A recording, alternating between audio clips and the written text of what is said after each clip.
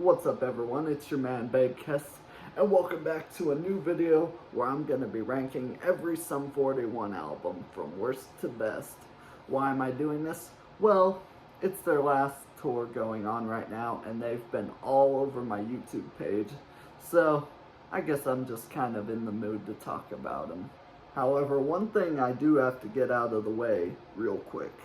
This is an album review, which means it does not include their EP, Half Hour of Power. But now that we got that out of the way, let's start the list. At number 8, we got Underclass Hero.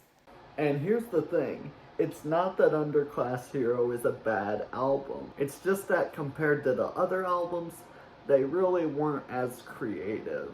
It's almost just like they took Walking Disaster and thought, oh, this is a good one. Let's make 75% of the album just like that. Next up, we got 13 Voices.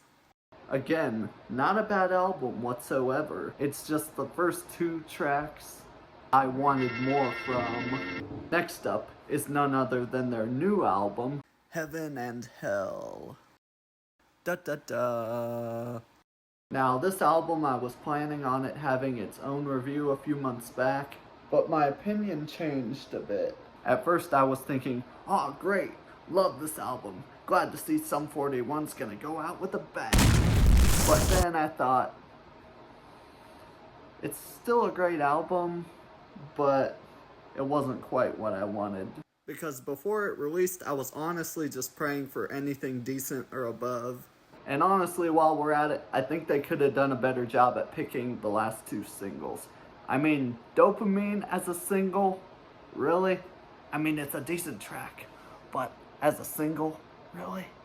And Waiting on a Twist of Fate, great song, but would have been a lot better if they just waited till the album came out for people to hear the album opener. Alright, I'm gonna start to be more positive about the albums now. Next up, Order in Decline. This album just as easily could have been called Screw Donald Trump though, because 45 and the People versus Donald Trump are basically Donald Trump diss tracks.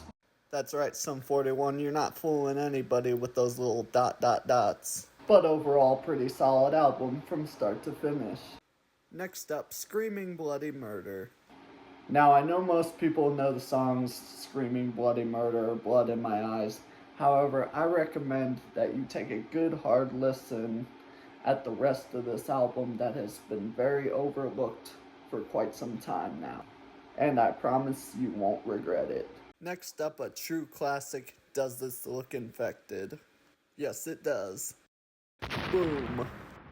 And speaking of boom, the only thing I can say that I don't like about this album is the final track, Hooch, because it's basically just a copy off POD's Boom song. But other than that, it gives everything you want in a pop-punk album. It's got killer vocals, rocking solos, and great song structures. I mean, what more can you ask for, honestly? Oh boy, we are nearing the end. Chuck.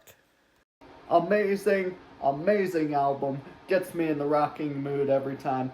Everything I said about Does This Look Infected, except more rocking. And I would have put this at number 1 if it weren't for The Bitter End. Metallica Battery cover with different words. I'm disappointed in you, Sum 41. You know you're better than that. Especially since, like I mentioned, the rest of Chuck is just simply a masterpiece. And by process of elimination, All Killer No Filler is the best Sum 41 album in my opinion. Literally full of bangers. There's not a single track that I would skip past when playing this album. So yeah, that's gonna do it for this video. If you enjoyed, be sure to leave a like. It would really mean a lot to me. Do you agree or disagree with what I said in this video? Leave it down in the comments.